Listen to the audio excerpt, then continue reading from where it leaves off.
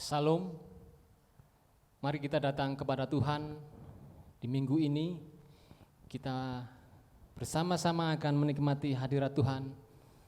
Mari dengarkanlah panggilan beribadah yang terambil dari Mazmur 95 ayatnya yang ke-6 sampai dengan yang ke-7. Masuklah, marilah kita sujud menyembah, berlutut di hadapan Tuhan yang menjadikan kita.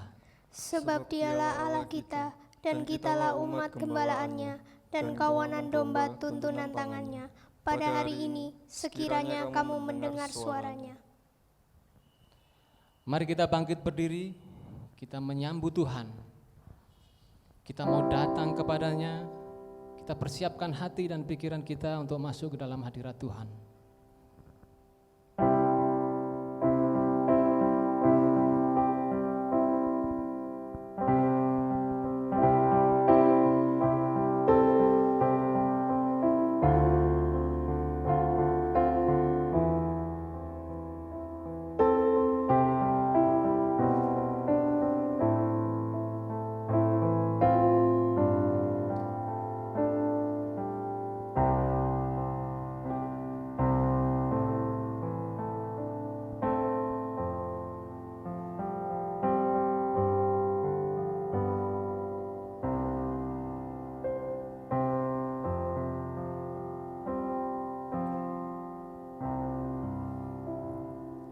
Ibadah ini berlangsung karena kemurahan Tuhan Allah yang menciptakan dunia ini serta memelihara dan menyelamatkan. Dialah Allah yang menolong kita dalam ibadah hari ini. Terpujilah Tuhan Yesus yang bersemayam di tempat yang maha tinggi. Kasih karunia dan damai sejahtera dari Allah Bapa kita dan dari Tuhan Yesus Kristus dalam persekutuan Roh Kudus kiranya memberkati saudara sekalian Dan memberkatimu juga. Mari kita datang kepada Tuhan, kita mempersiapkan diri kita mau mengucap syukur kepadanya, kita mau mengagungkan nama Tuhan dengan mengatakan Tuhan adalah gembalaku. Karena Dia gembala kita tidak akan kekurangan, Dia akan membaringkan kita di padang yang berumput hijau. Mari kita pujikan bersama-sama, Tuhan adalah gembalaku. Adalah gembalaku, takkan kekurangan aku.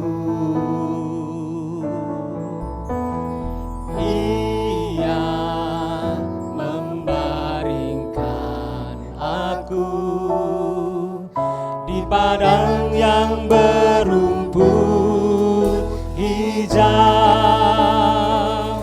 Dia membimbingku ke air yang tenang. Dia menyegarkan jiwaku. Dia menuntunku di jalan yang benar. Oleh karena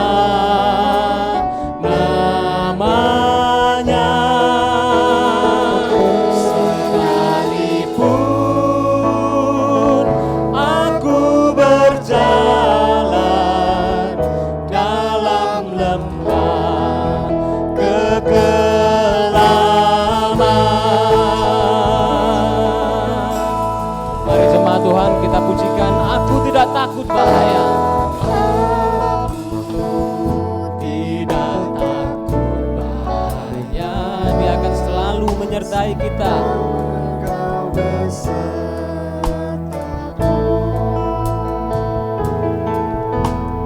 Gadangmu dan tongkatmu, itulah yang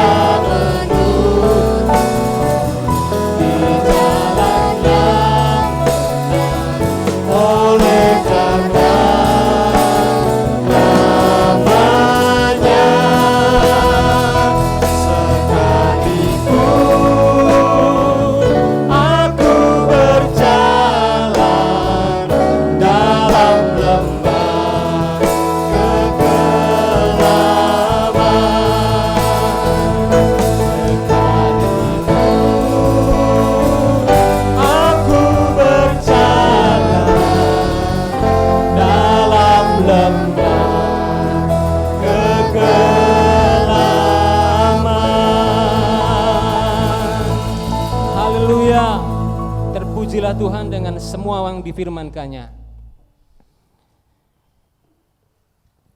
Roh Tuhan Allah ada padaku, oleh karena Tuhan telah mengurapi aku. Ia telah mengutus aku untuk menyampaikan kabar baik kepada orang-orang sengsara dan merawat orang-orang yang remuk hati, untuk memberitakan pembebasan kepada orang-orang tawanan dan kepada orang-orang yang terkurung kelepasan dari penjara. Demikian nats pembimbing kita yang terambil dari Yesaya 61 ayatnya yang pertama. Jemaat dipersilahkan duduk kembali. Bapak Ibu Saudara yang dikasihi Tuhan, bila kita melihat situasi dan merasakan kondisi pada saat ini, sudah beberapa saat kita tidak bisa beribadah secara langsung. Namun satu hal, Dia Allah selalu hadir. Dia bagaikan bintang yang gemerlapan, meskipun di luar bagaikan bunyi guruh yang riuh kita dengar. Dia tetap Allah yang senantiasa hadir dengan kuasanya bagi umat di seluruh bumi. Mari kita memuji Tuhan. Sungguh besar Kau Allahku.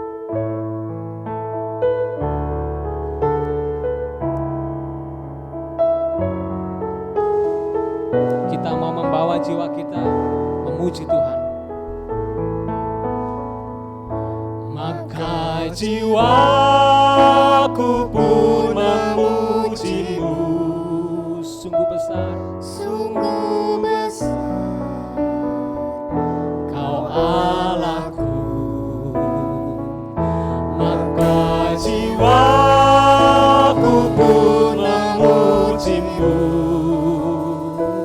Sungguh besar Kau Allahku.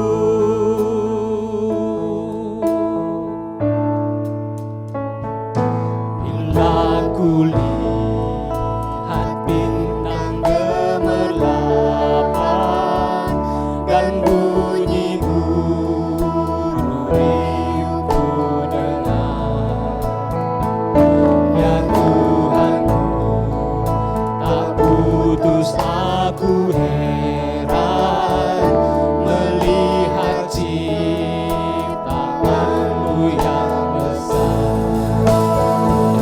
Maka jiwaku pun memuji-Mu. Haleluya. Sungguh besar Kau Allahku. Maka jiwaku pun memuji-Mu. Sungguh besar Kau Allahku.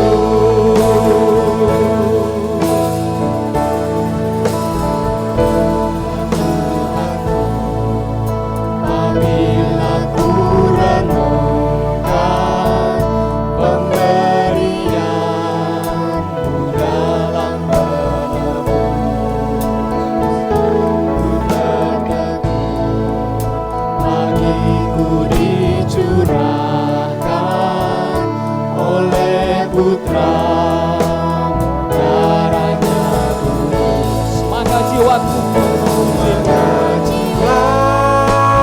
pun memuji-Mu. Sungguh besar Kau Allahku. Maka jiwaku pun memuji-Mu. Sungguh besar Kau Allahku.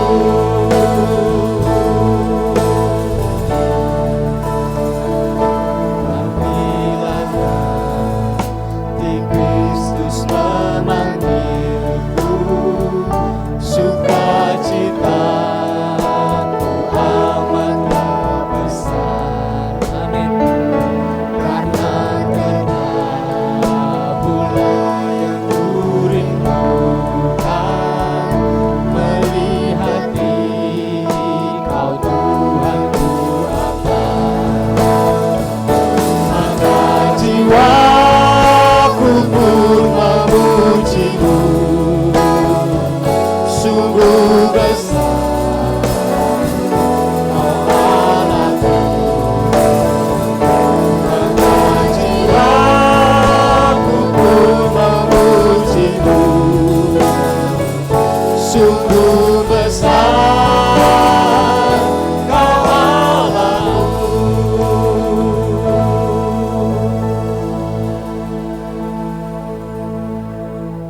mau datang kepada Tuhan. Sesungguhnya di bumi tidak ada orang yang saleh, yang berbuat baik dan tak pernah berbuat dosa. Demikian Pengkhotbah pasal yang ke-7 ayatnya yang ke-20. Saudara-saudara, mari di kesempatan minggu ini kita kembali datang kepada Tuhan. Kita mau mengaku dosa-dosa kita. Di luar sana ada banyak orang yang terus-menerus menyuarakan ketidakadilan menurut versinya mereka. Begitu banyak arahan-arahan yang sudah disampaikan, namun tidak pernah didengar. Bagaimana dengan kita? Tuhan memilih dan memanggil kita. Tidak semua orang memiliki anugerah yang kita terima, tapi Tuhan memilih dan melayakkan kita. Allah mengendaki kita agar kita sungguh-sungguh mengikuti dan mengasihi Dia dengan segenap hati, jiwa, akal budi, dan kekuatan kita. Dia ingin agar kita memiliki relasi yang mendalam dengan Dia. Akan tetapi kita mesti jujur bahwa seringkali aktivitas dan tantangan dunia ini membuat kita lupa akan Dia. Kita jauh dari firman-Nya, bahkan terkadang ibadah hari-hari ini hanya sekedar ritual atau bahkan sekedar penghiburan bagi kita. Dalam hal ini sangat mendukakan Allah kita. Oleh karena itu, mari kita menyelidiki dan mengakui dosa kita di hadapan Tuhan. Kenapa kita harus datang kepadanya? Karena kitalah umat gembalaannya, tuntunan tangannya. Yohanes 6 ayat 44 mengatakan, tidak ada seorang pun yang dapat datang kepadaku jikalau ia tidak ditarik oleh Allah Bapa yang mengutus aku, Yesus. Dan Dia akan kubangkitkan pada akhir zaman. Allah mengatakan umat pilihannya akan ditarik Dia. Suka atau tidak, jika Tuhan memilih kita, Dia akan menarik kita, membawa kita kembali kepada iman yang benar. Dan itu ditegaskan kembali dalam Yohanes 10 ayat yang ke-9. Akulah pintu, barang siapa melalui aku, ia akan selamat dan ia akan masuk keluar dan menemukan padang rumput. Disampaikan lagi pada Yohanes 14 ayat yang ke-6. Kata Yesus, akulah jalan kebenaran dan hidup. Tiada seorang pun yang datang kepada Bapa kalau tidak melalui aku. Apalagi yang kita cari selain Yesus? Dialah pengantar kita kepada Allah Bapa di surga. Berikan waktu bagi setiap kita, Bapak, Ibu, saudara-saudara kalian, dimanapun Anda berada, bersama-sama kita datang kepada Tuhan untuk mengakui dosa-dosa kita. Mari kita berdoa secara pribadi, kita datang kepada Tuhan.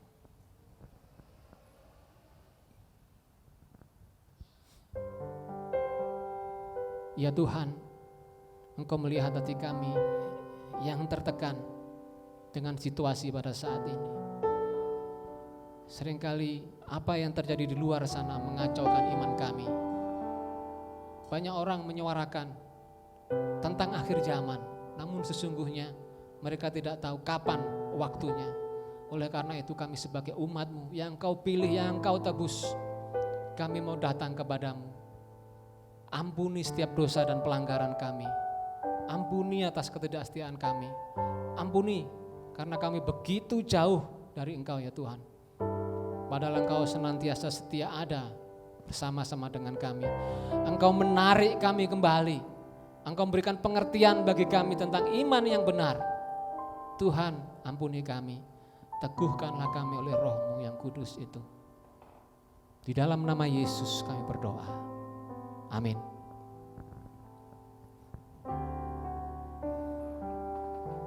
Berita anugerah minggu ini terambil dari Yesaya 44 ayatnya yang ke-21 sampai dengan yang ke-22. Demikian firman Tuhan. Ingatlah semua ini hai Yakub, sebab engkaulah hambaku hai Israel. Aku telah membentuk engkau, engkau adalah hambaku hai Israel. Engkau tidak kulupakan. Aku telah menghapus segala dosa pemberontakanmu seperti kabut diterbangkan angin, dan segala dosamu seperti awan yang tertiup. Kembalilah kepadaku, sebab aku telah menebus engkau.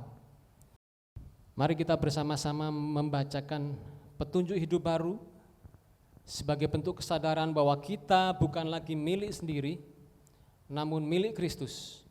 Maka hendaklah setiap kita meneladani kehidupan Kristus. Hai manusia, telah diberitahukan kepadamu apa yang baik, dan apakah yang dituntut Tuhan daripadamu, selain berlaku adil, mencintai kesetiaan, dan hidup dengan rendah hati di hadapan Allahmu.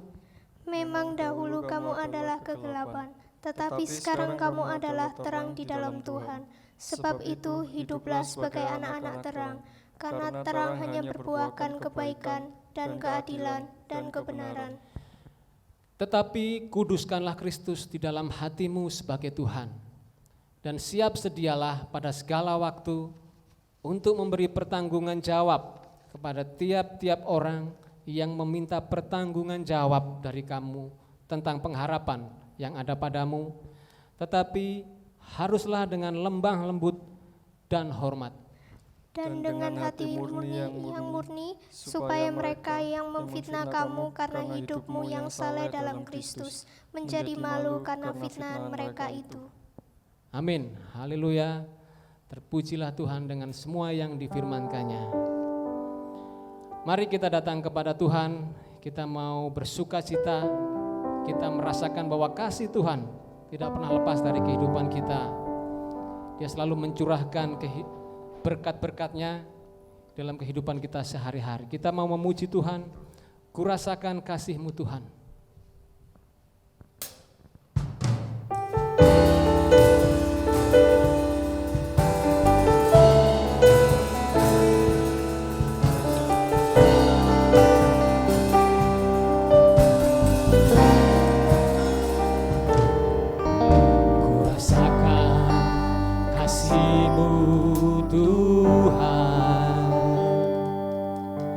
Kurasakan kuasa-Mu Tuhan, kurasakan kasih kuasa Roh Kudus, kurasakan kehadiran-Mu, kurasakan kasih-Mu Tuhan, kurasakan kasih-Mu Tuhan. Haleluya. Kurasakan kuasa-Mu Tuhan, kurasakan kasih kuasa Roh Kudus, kurasakan kehadiran-Mu, curahkanlah kuasa-Mu Tuhan, mujizat terjadi di tempat ini. Oh, curahkanlah kuasa-Mu Tuhan, mujizat terjadi sekarang ini. Mari katakan dengan sungguh-sungguh, Dia mengasihi kita.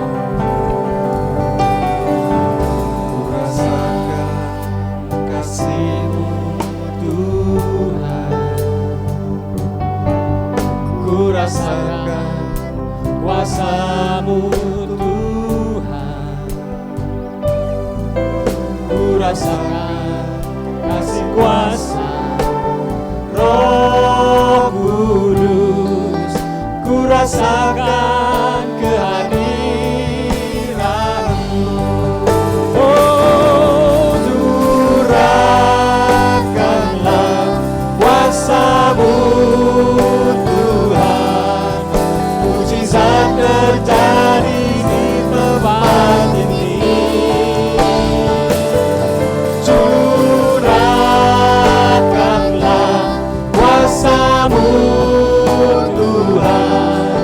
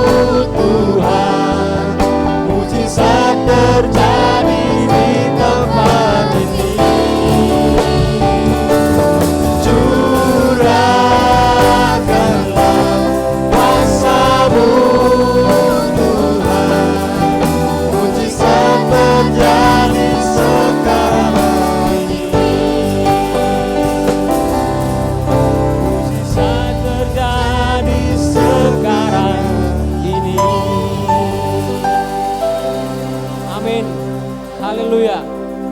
Terpujilah Tuhan dengan semua yang difirmankannya. Bapak Ibu dipersilakan duduk kembali. Satu hal yang kita rindu bersama, kita ingin untuk datang dan beribadah secara langsung di rumah Tuhan. Bukankah itu yang kita pinta? Kita ingin menikmati bait Tuhan. Namun seringkali kita lupa bahwa tubuh kita ini adalah bait Tuhan. Dimanapun Tuhan membawa kita, apapun profesi kita,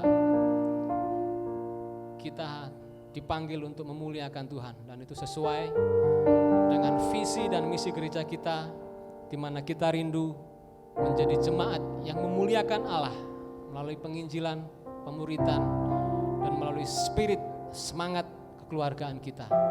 Kita rindu, kita selalu memuliakan Tuhan. Apapun dan bagaimanapun kita, sesederhana apapun yang kita hadapi, sesulit apapun bahkan, mari kita datang kepada Tuhan. Saat ini kita mempersiapkan diri untuk menikmati firman Tuhan yang akan dikotbahkan oleh Pendeta Sucianto Nugroho. Kita memuji Tuhan, satu hal yang kurindu.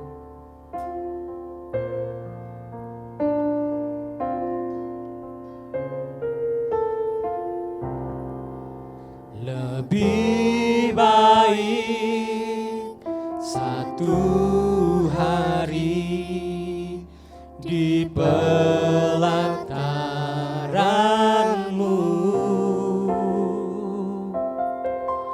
daripada 1000 hari di tempat lain.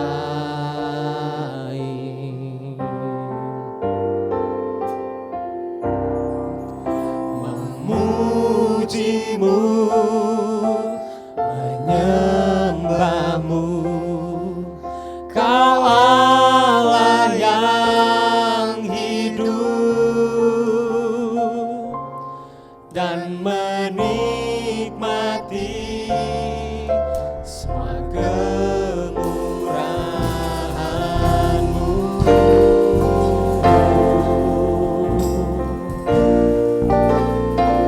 Satu hal yang kurindu,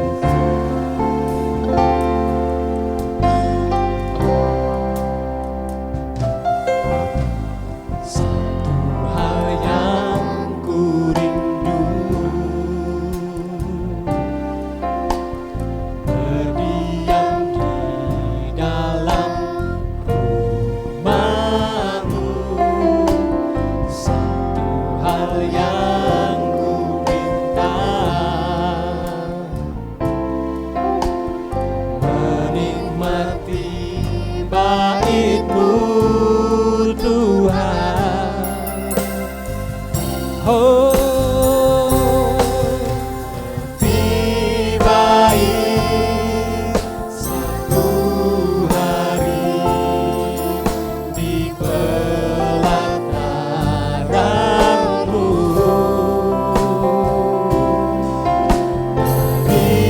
daripada 1000 hari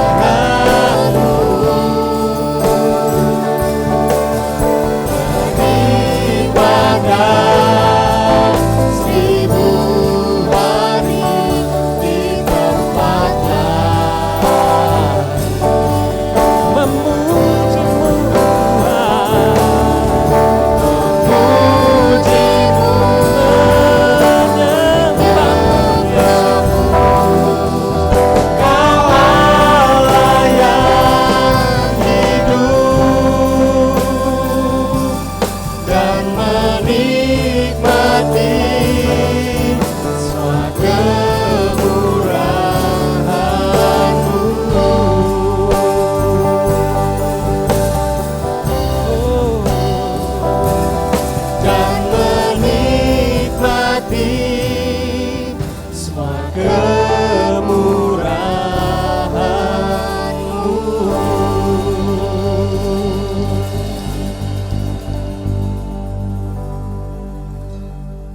Selamat pagi Bapak Ibu Saudara yang dikasihi Tuhan. Shalom. Sungguh suatu sukacita jikalau saya boleh menyampaikan kebenaran firman bagi jemaat GKKI Sidoarjo. Salam kasih dari GKKA Tenggilis buat majelis dan hamba Tuhan serta jemaat GKKA Sidoarjo. Pada pagi hari ini firman Tuhan akan saya uraikan dengan satu tema sesuai dengan surat dari majelis, yaitu pengurapan yang mengesahkan. Apa yang dimaksud dengan pengurapan yang mengesahkan? Mari sebelum firman Tuhan kita akan pelajari, kita akan berdoa mohon pertolongan Allah Roh Kudus. Mari kita berdoa. Bapa di surga, mohon pertolongan dan berkat daripada Tuhan.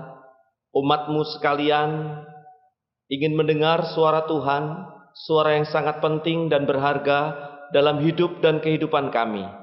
Umat-Mu dimanapun mereka berada, mereka yang saat ini mengikuti ibadah, bukan menonton ibadah, ingin terlibat di dalam ibadah.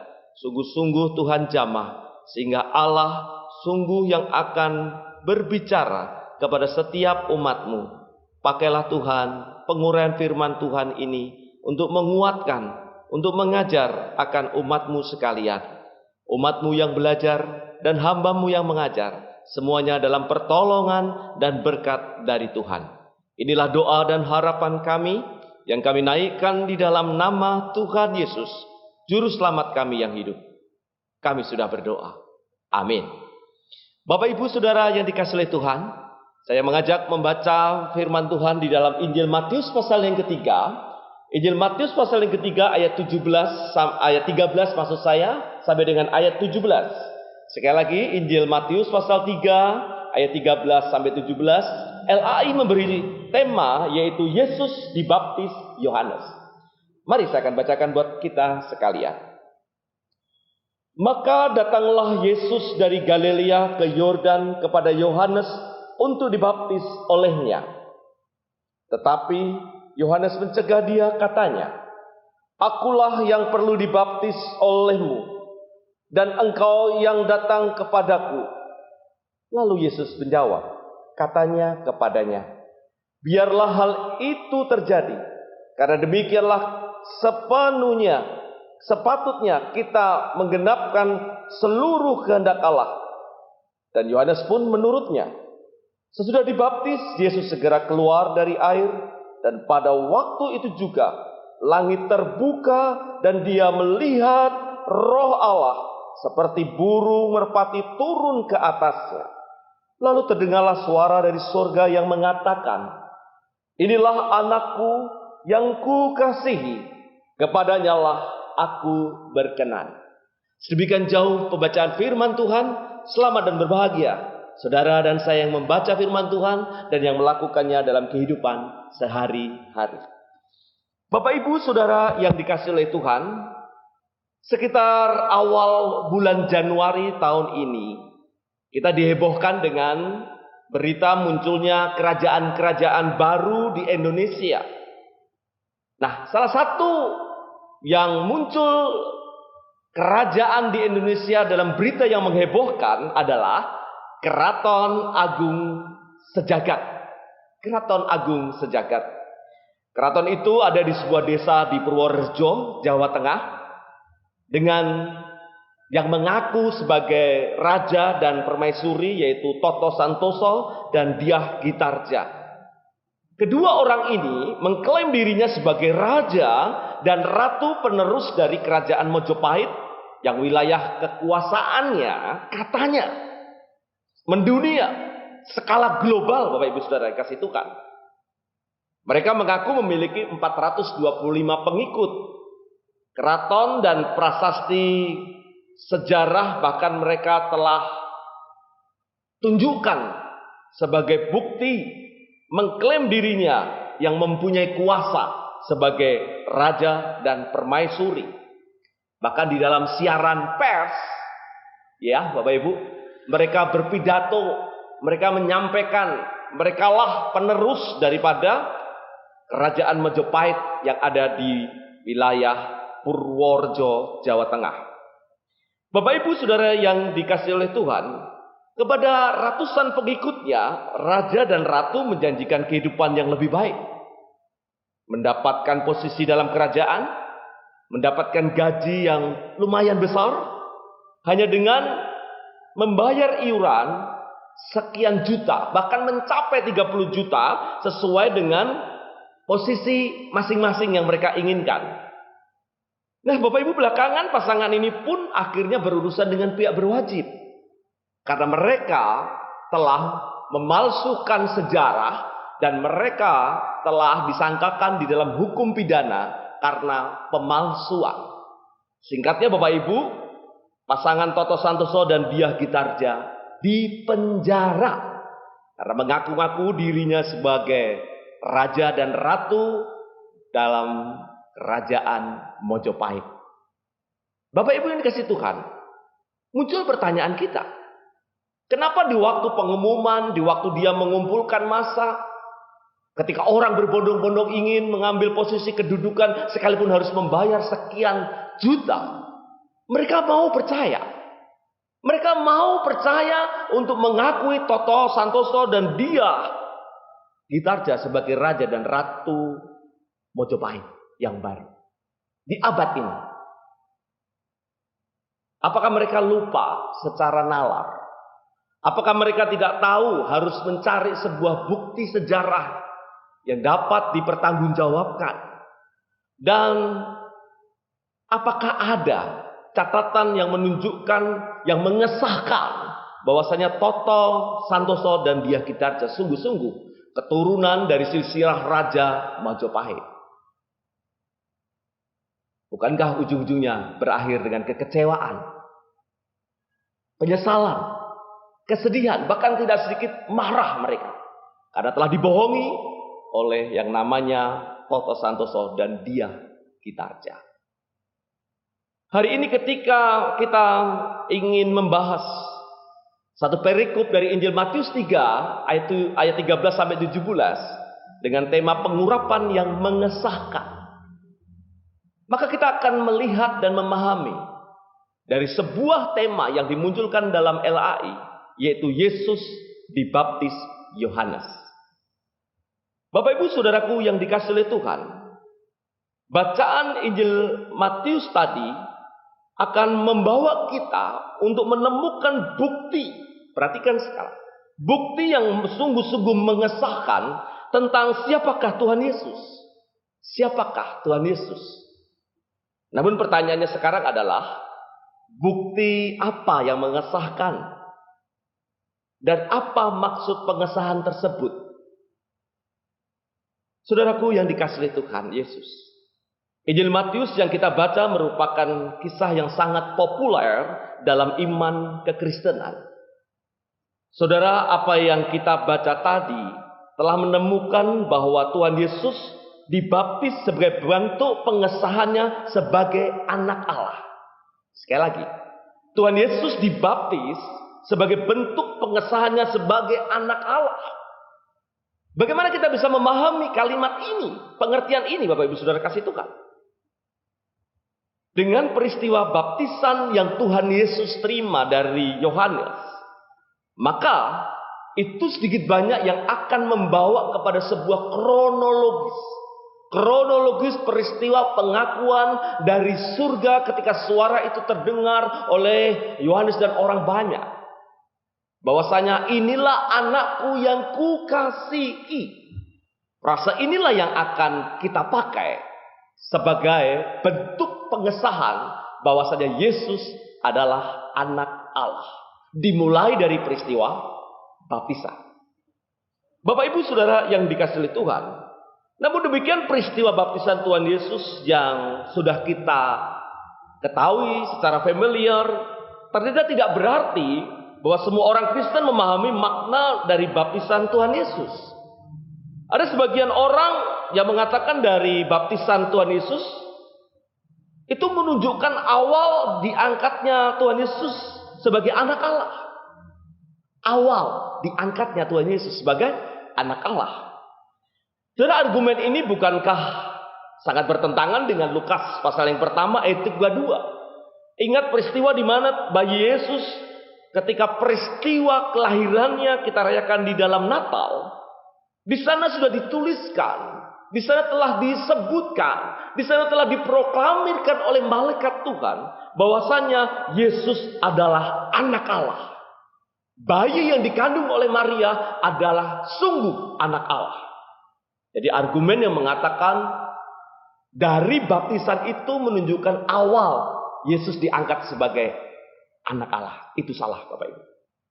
Dan ada pula pandangan yang salah pula yang mengatakan bahwa Tuhan Yesus mulai menerima kuasa dari Roh Kudus untuk mengadakan mujizat. Pandangan ini pun bertentangan dengan Lukas pasal yang kedua, saudara. Ayat yang ke-47. Mari kita akan melihat. Lukas 2 ayat 47. Apa yang dikatakan di sana? Di sini perikop Tuhan Yesus umur 12 tahun ada dalam bait Allah. Tuhan Yesus datang di rumah bait Allah, belajar dan bertanya jawab. Dan ketika Tuhan Yesus bertanya dan menjawab semua persoalan ataupun pertanyaan-pertanyaan di dalam hukum Taurat, ini yang memunculkan respon daripada orang banyak yang hadir di sana. Ayat 47 saya bacakan dalam Lukas pasal yang kedua.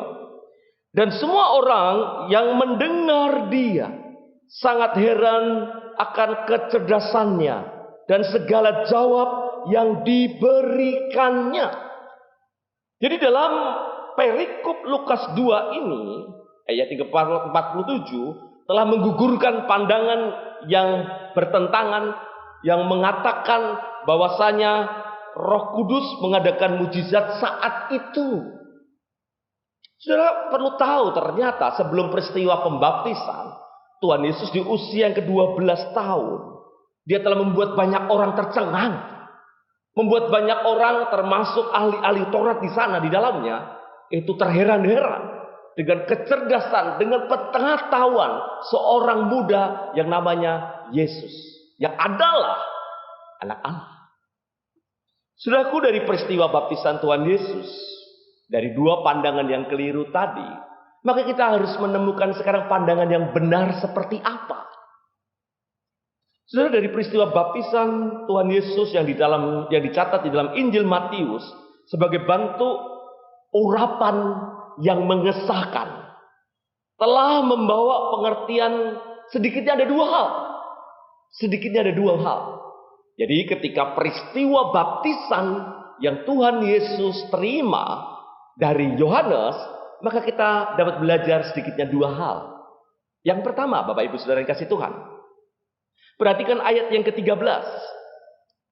Maka datanglah Yesus dari Galilea ke Yordan kepada Yohanes untuk dibaptis olehnya. Tuhan Yesus datang dari provinsi Galilea menuju ke sungai Yordan, tempat Yohanes Pembaptis di daerah provinsi Yudea. Kalau Bapak Ibu melihat LAI yang memaparkan peta di bagian Alkitab, di sana ditunjukkan bagaimana Tuhan Yesus berangkat start dari Galilea menuju kepada tempat Yohanes Pembaptis, yaitu di sungai Yordan, ada di bagian dikatakan di sana provinsi Yudea. Perjalanannya melewati tengah-tengahnya adalah Samaria. Jadi Galilea, Samaria, Yudea.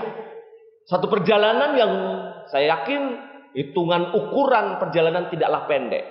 Namun saya tidak bisa mengatakan karena Alkitab memang tidak mencatat berapa ukuran panjangnya, berapa lamanya perjalanan itu. Namun yang jelas kita belajar satu hal. Dari tempat Tuhan Yesus berangkat dari Galilea menuju sungai Yordan di daerah Palestina, satu sungai yang sangat panjang, di mana letaknya, tepatnya, posisinya pas. Kita tidak perlu mempersoalkan, yang pasti sungai Yordan tempat Yohanes Pembaptis. Kita melihat satu pelajaran, Bapak. Pelajaran yang sangat-sangat clear, mudah ditangkap, yaitu ketaatan Tuhan Yesus. Tuhan Yesus sebagai pribadi yang taat. Dia tidak memusingkan perjalanan yang jauh, jarak tempuh yang jauh. Yang dia tahu dia sebagai Mesias, sebagai anak Allah, sesuai dengan nubuatan daripada Yesaya. Dia harus datang menjumpai Yohanes dan dibaptis. Bahkan Yohanes pun di dalam Matius pasal yang ketiga ayat yang di awal, dia pun sudah berseru-seru dan menubuatkan akan peristiwa pembaptisan anak Allah. Jadi sangat-sangat kita temukan kebenaran benang merahnya. Dari nubuatan Yesaya, kemudian Yohanes sendiri yang berseru-seru di padang yang mengatakan akan datang orang yang akan membaptis engkau dengan Roh Kudus. Yaitu Tuhan Yesus yang dimaksud. Jadi ketika Tuhan Yesus datang dari perjalanan yang jauh itu, maka kita menemukan Tuhan Yesus taat. Taat Bapak Ibu. Saya yakin perjalanannya bukan highway, tidak ada jalan tol, tidak ada jalan pintas atau jalan tikus.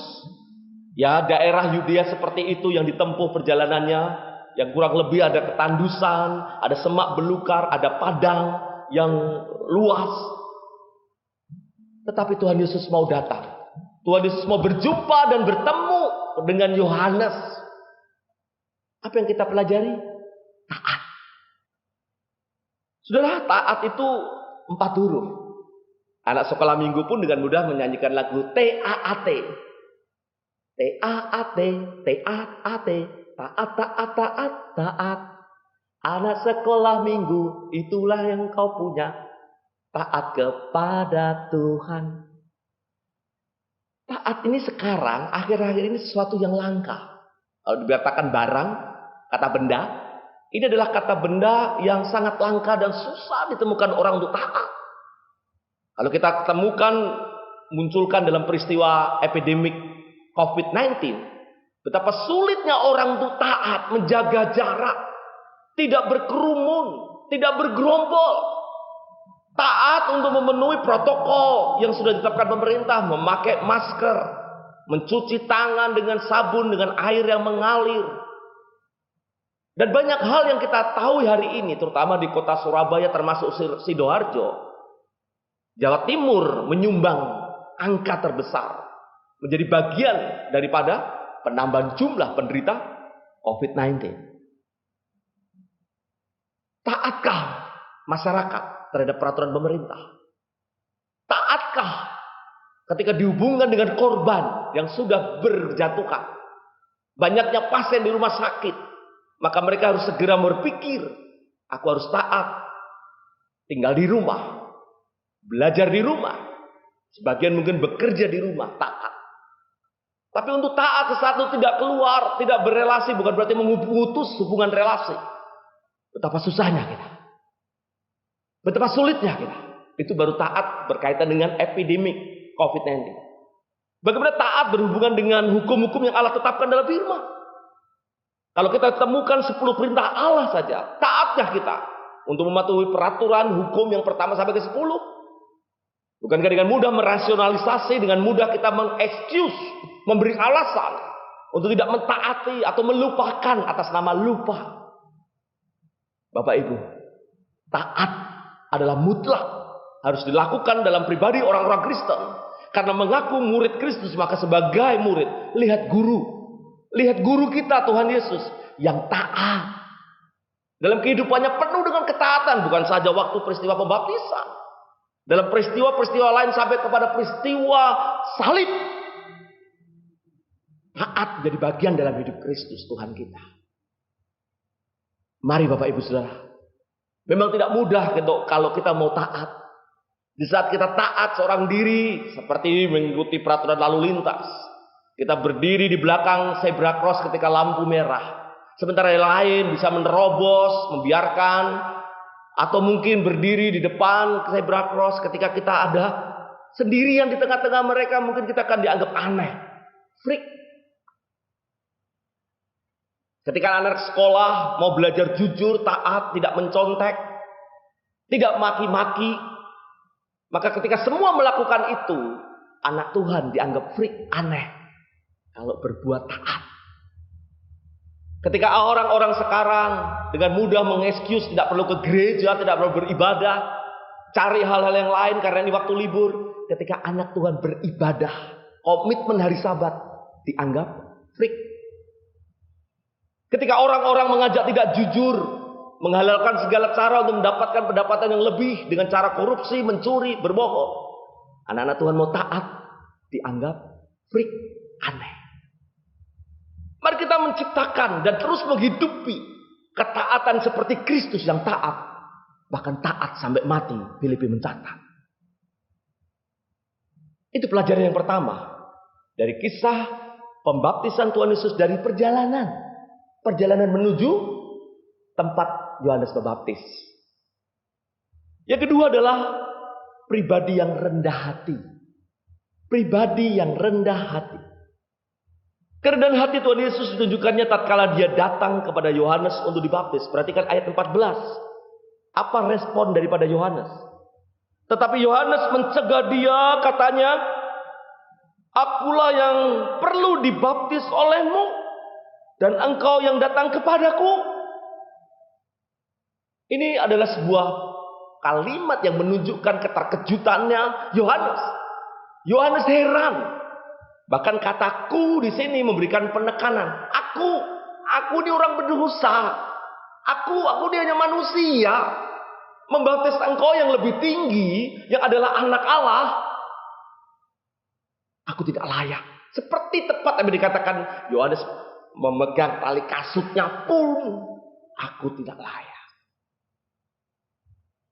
Sekalipun Yohanes sudah mencegah niat Tuhan Yesus, namun Tuhan Yesus membiarkan dirinya, bahkan meminta Yohanes untuk tetap melakukan pembaptisan sebagai ketaatan. Terlebih adalah penggenapan nubuatan. Hadirnya Mesias anak Allah dimulai dengan munculnya akan pengesahan. Munculnya pengesahan. Pembaptisan dilakukan oleh Yohanes. Pribadi yang rendah hati. Omong-omong, apakah Yohanes tahu kalau Yesus itu adalah Mesias ya? Mungkin dalam penjelasan Injil ya orang tua lah yang kita lihat. Hubungan relasi orang tua Maria dan Yusuf sebagai orang tua Tuhan Yesus dan orang tua daripada Yohanes. Di mana mereka pernah bertemu sesama mama. Dan mereka membicarakan, dan Maria tentunya menceritakan kalau anak yang dalam kandunganku ini adalah buah dari Roh Kudus yang menceritakan akan ada anak Allah yang lahir melalui rahimku. Maka tahulah Yohanes, siapakah orang yang dihadapi? Siapakah orang yang hendak dibaptis? Menarik sekali saudara, sebelumnya Yohanes menolak orang-orang Farisi, orang-orang Saduki yang datang di dalam ayat di atas, pasal yang ketiga. Baptisan Yohanes adalah baptisan pertobatan, saudara. Baptisan Yohanes ibarat itu KKR, ibadah kebangunan rohani yang membawa kepada sebuah pertobatan. Berita utamanya adalah, berikanlah hidupmu, serahkanlah hidupmu, dan hendaklah engkau bertobat, minta ampun. Baptisan sebagai simbol lambang pemurnian hidup. Pengubahan status sebagai orang yang berdosa diubah menjadi orang yang lahir baru. Jadi baptisan pertobatan. Bagi mereka yang pura-pura, saudara, yang mau ikut-ikutan seperti orang-orang Farisi dan orang Saduki yang datang, dipikirnya itu ada sekedar ritual untuk hanya untuk penggenapan saja, untuk dilihat orang supaya manis-manis gitu dalam kehidupan mereka. Maka Yohanes menghadik mereka dan mengatakan, sungguh engkau tidak layak menerima baptisan ini. Karena engkau tidak akan menunjukkan buahmu. Tunjukkan dulu buah kehidupanmu. Dan engkau sungguh-sungguh melepaskan statusmu sebagai orang-orang yang merasa terpandang, merasa hebat dalam religiusnya. Maka ketika Mesias datang, penolakan bukanlah hal yang sama yang dilakukan di atasnya. Namun penolakan ini semata-mata Yohanes takut dan gentar terhadap Mesias yang dihadapi. Mesias yang saat ini berdiri di depan dia. Dan kita menemukan baptisan ini bukan baptisan untuk menobatkan Yesus. Yesus adalah Allah. Dia murni. Dia tidak berdosa. Dia tidak merencanakan dosa. Dalam hidupnya tidak ada dosa. Ada yang berpandangan, yaitu untuk pemurnian hidup Tuhan Yesus. Ingat, Yesus adalah Allah. Yesus adalah anak Allah. Ada yang mengatakan, oh itu mewakili orang-orang berdosa, kita manusia yang ada di dunia. Itu pun salah. Perwakilan kita hanya melalui kayu salib. Perwakilan itu adalah melalui pengorbanan anak domba Allah, melalui pribadi Yesus yang harus mati di kayu salib. Namun untuk urusan baptisan adalah pribadi Yesus dengan anak Allah, sebagai anak Allah dengan Bapanya yang di surga, yang langsung berkata, inilah anak yang kepadanya aku berkenan. Suara itu diikuti turunnya Roh Kudus yang menyerupai burung merpati. Saudaraku yang dikasihi Tuhan, disitulah maka kita mengerti dan mengenal yang membedakan baptisan orang banyak dengan baptisan yang Tuhan Yesus terima. Saudara, baptisan itu sendiri kalau kita hubungkan dengan pengurapan yang dilakukan oleh nabi-nabi, yang diterima oleh nabi-nabi, oleh raja perjanjian lama. Apa itu urapan, saudara? Pengertian urapan. Kata Yunani yang dipakai di dalam perjanjian baru untuk mengurapi adalah krio. Krio. Yang berarti untuk mengolesi atau menggosok dengan minyak. Dengan maksud untuk mentabiskan pelayanan jabatan dalam sebuah ibadah.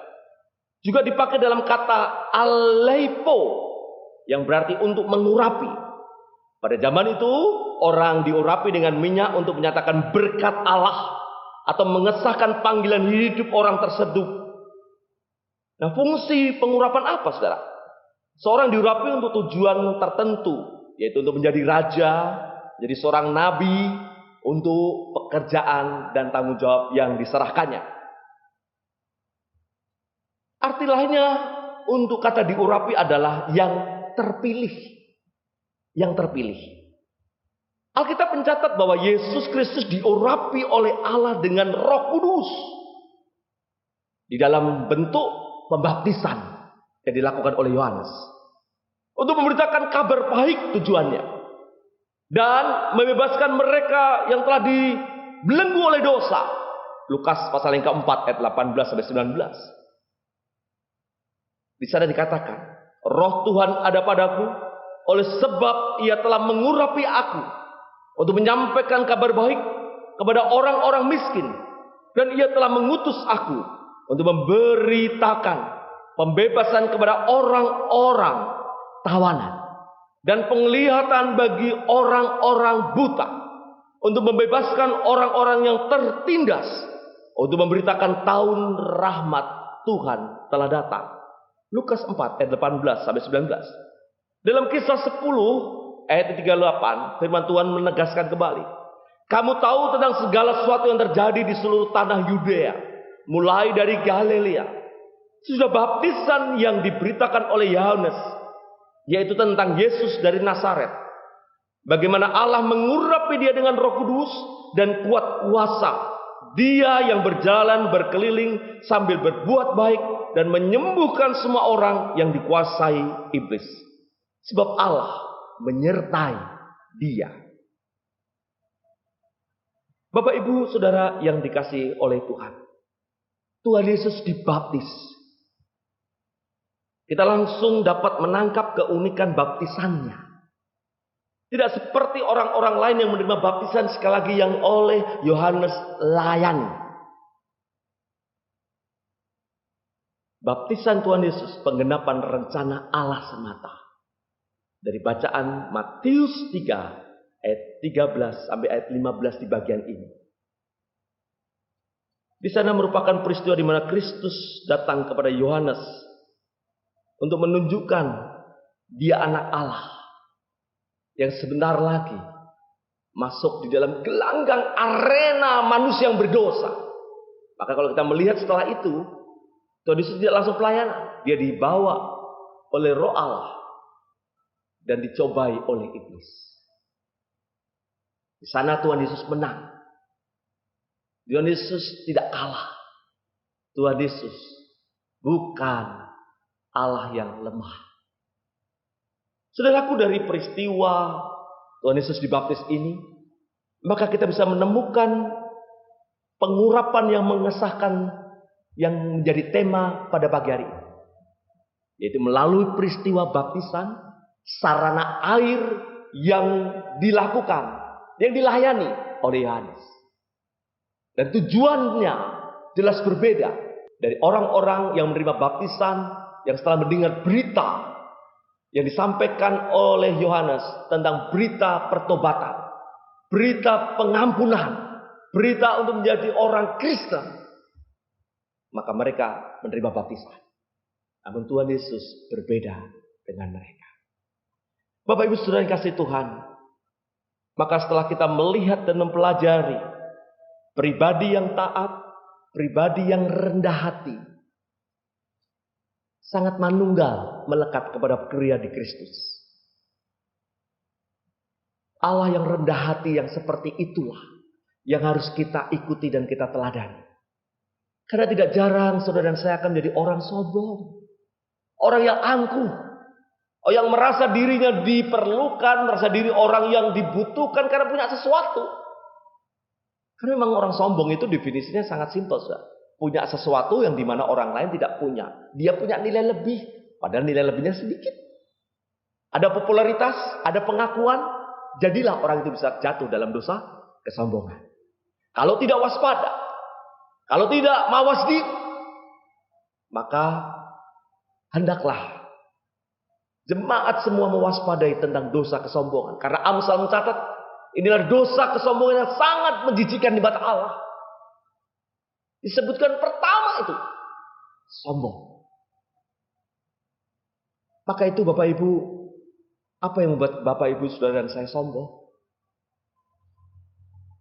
Apa yang membuat saudara dan saya angkuh? Merasa diri sebagai pelayan Tuhan seperti saya sebagai hambanya yang tahu segalanya, yang telah dididik seminari sekian tahun. Merasa diri sebagai bilangan orang-orang suci, kebetulan nama saya juga suci. Apakah itu? Pengalaman pelayanan, lamanya pelayanan di sebuah gereja, lembaga Kristen, ataupun di kepanitiaan-kepanitiaan, merasa bisa. Karena sudah merasa terbiasa. Hati-hati. Dosa kesombongan mengintip kepada setiap kita. Dari kesombongan itu langsung akan memunculkan bukan hanya kejatuhan secara personal, bahkan secara komunal, gereja Tuhan. Bisa hancur, bisa gara-gara ribut, menemukan orang-orang sombong di dalamnya. Tidak ada kerendahan hati. Tidak ada kesatuan hati. Tidak ada hati yang saling mengutamakan lebih utama dari yang lain. Kristus telah mendemonstrasikan kasih-Nya. Kerendahan hatinya bukan waktu dia disalib. Menerima penghukuman. Menerima olok-olokan. Penghinaan. Penolakan, caci maki. Tapi dimulai dari awal. Dia memberikan dirinya dibaptis oleh Yohanes. Yang notabene, kalau dari urut-urutan, strata religius gitu ya, strata rohani, jauh daripada Tuhan Yesus. Tapi untuk menggenapi firman Allah, Yesus menyediakan diri untuk dibaptis. Sekalipun sekali lagi Yohanes menolak, namun Tuhan Yesus mengatakan, lakukan. Berikanlah rahmat, kuasa yang sudah engkau terima sebagai hamba Allah untuk membaptis aku. Aku yang adalah Mesias. Bapak Ibu, biarlah kerendahan hati ini sungguh-sungguh menjadi cerminan hidup kita. Kerendahan hati ini yang membawa kepada sebuah pengertian. Yesus telah melakukan lebih dulu. Yesus telah berbuat dan mencontohkan kepada kita. Apa yang membuat kita enggan, lupa untuk hidup selalu rendah hati. Memang diremehkan itu menyakitkan Bapak Ibu.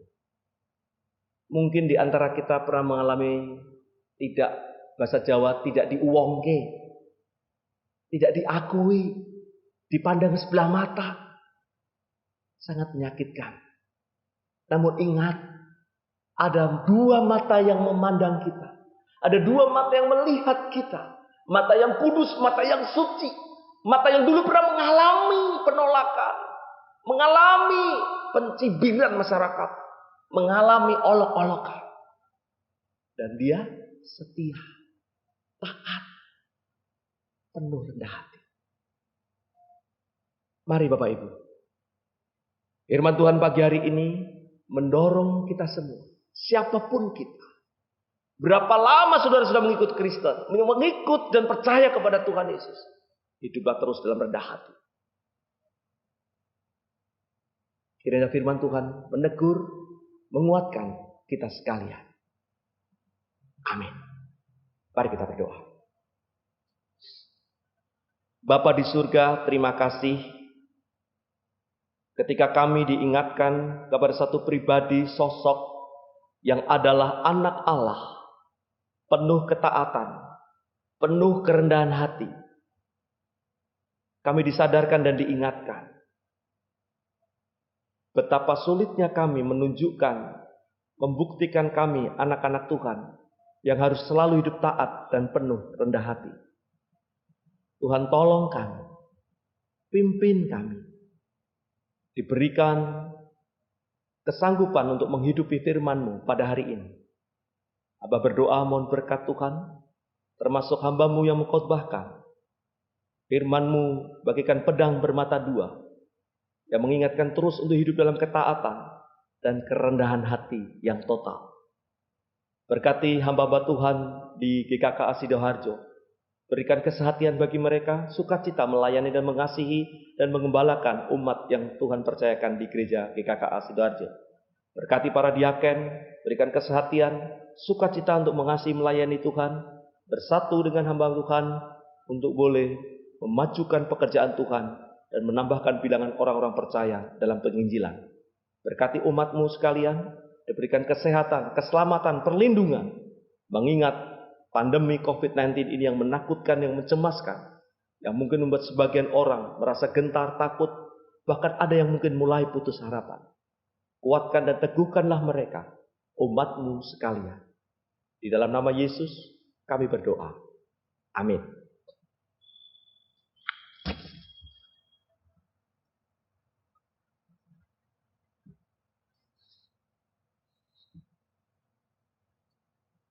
Tibalah waktunya Bapak Ibu Saudara sekalian, kita akan mengucapkan pengakuan iman rasuli bersama dengan seluruh jemaat di segala abad dan di segala tempat. Mari kita bangkit berdiri mengucapkan pengakuan iman rasuli. Pengakuan iman rasuli.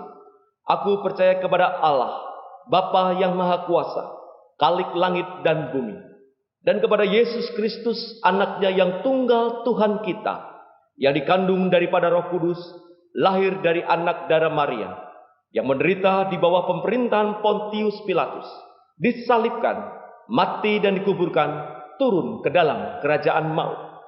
Pada hari yang ketiga, bangkit pula dari antara orang mati, naik ke surga, duduk di sebelah kanan Allah, Bapa yang Maha Kuasa. Dan dari sana ia akan datang untuk menghakimi orang yang hidup dan yang mati. Aku percaya kepada Roh Kudus, gereja yang kudus dan am, persekutuan orang kudus, pengampunan dosa, kebangkitan tubuh, dan hidup yang kekal. Amin.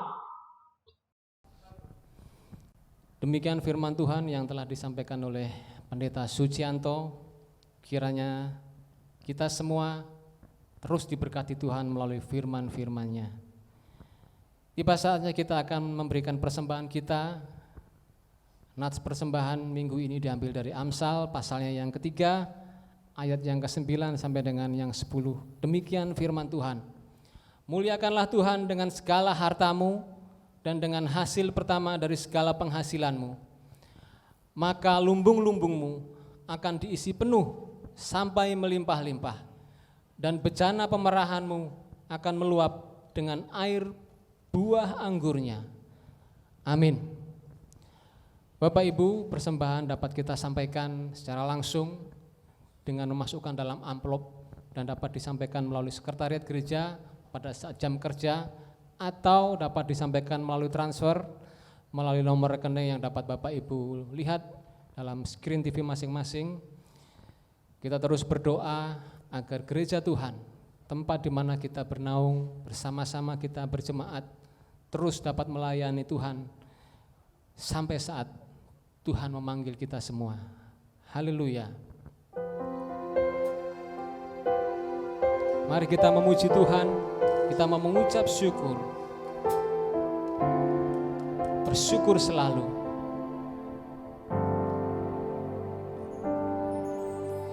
Ku kan menari dan bersuka Karenamu, oh Yesusku, dan ku kan minum airmu, bagai rusa rindu selalu.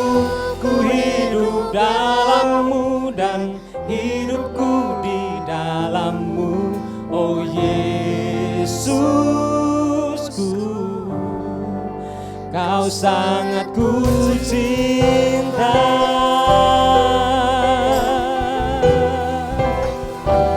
Syukur selalu bagi kasih Tuhan.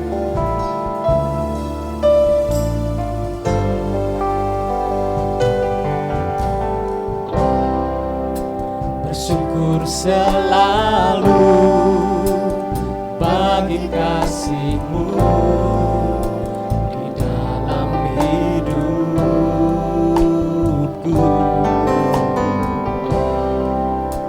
Takkan ku ragu atas rencana-Mu untuk masa depanku.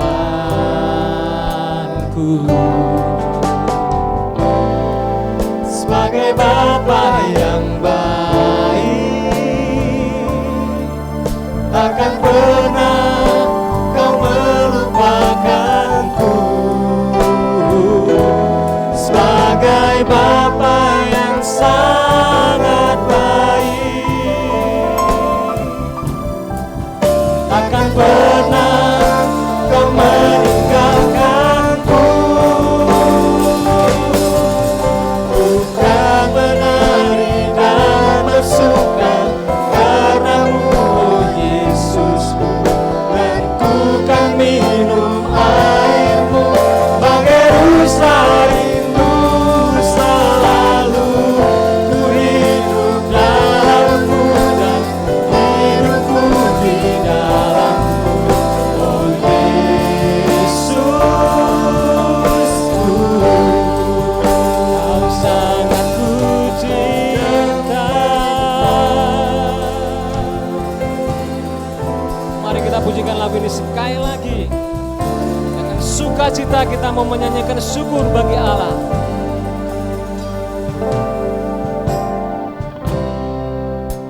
Bersyukur selalu bagi kasih-Mu di dalam hidupku.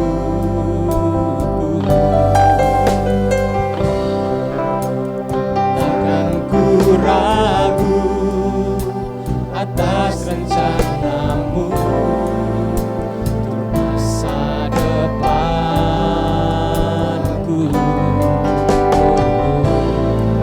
Sebagai Bapa yang baik, takkan pernah Kau meninggalkanku. Sebagai Bapa yang sangat baik, takkan pernah Kau meninggalkanku. Sama-sama. Bukan menari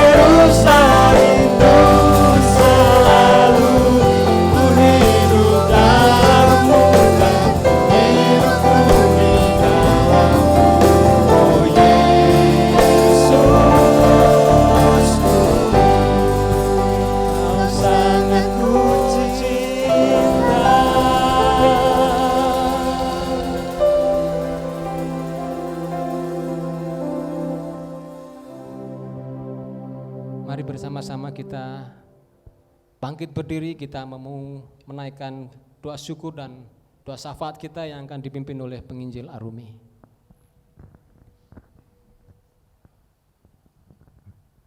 Mari jemaat Tuhan, kita bersama-sama akan menaikkan doa kita. Saya akan memimpin kita di dalam doa. Silakan Bapak Ibu jemaat Tuhan mengaminkannya dari tempat masing-masing. Kita berdoa.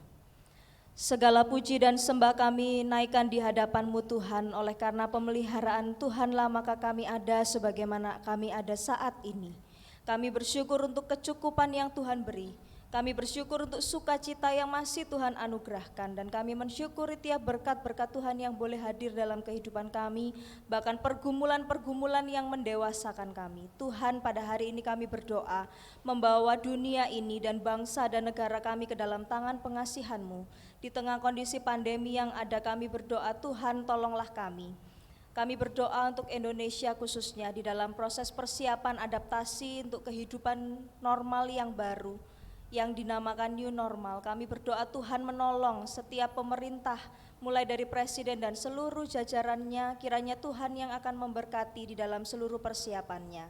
Bahkan juga mungkin gereja kami akan mengalami juga adaptasi-adaptasi yang baru di dalam pelayanan, di dalam peribadatan. Tuhan tolong kami, supaya kami tidak berbicara tentang apa yang membuat kami nyaman, tetapi apa yang mendidik kami Tuhan.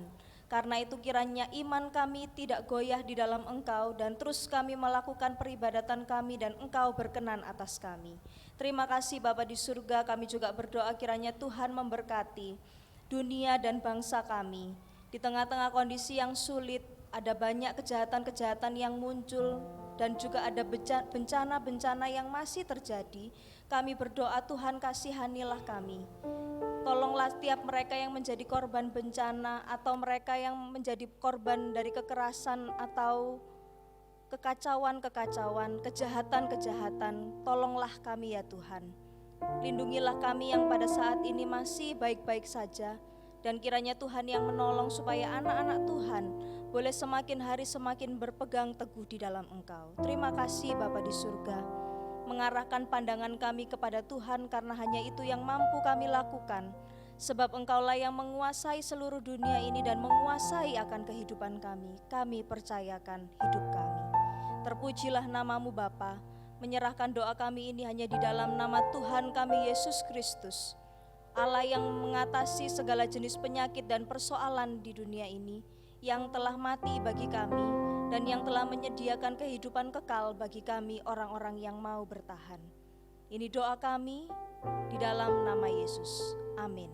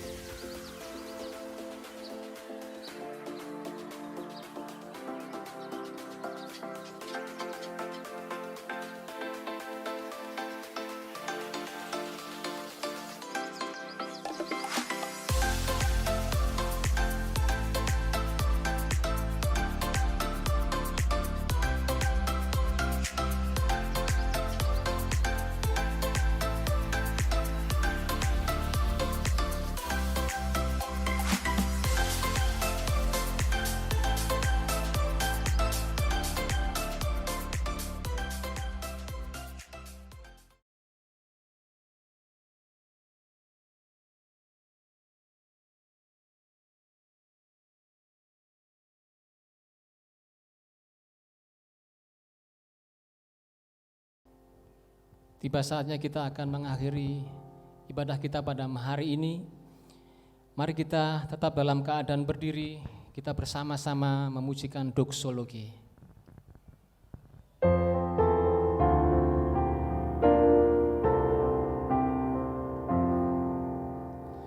Puji Allah,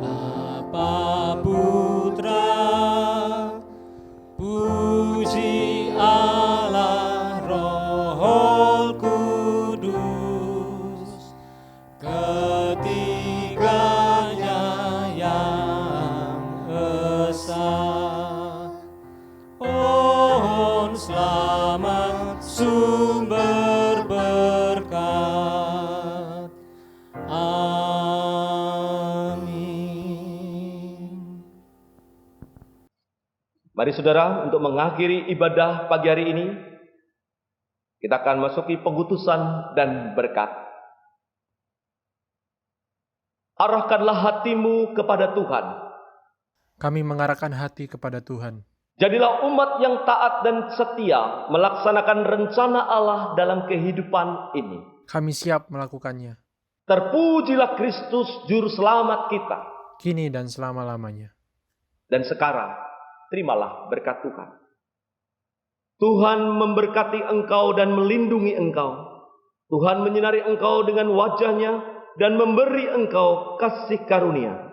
Tuhan menghadapkan wajahnya kepadamu dan memberi engkau damai sejahtera hari ini sampai selama-lamanya.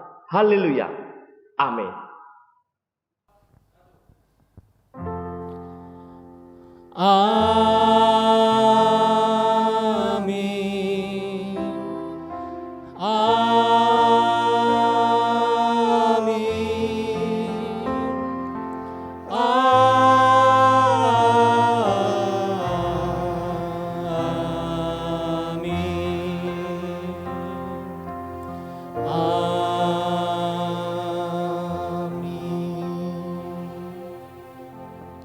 Salam.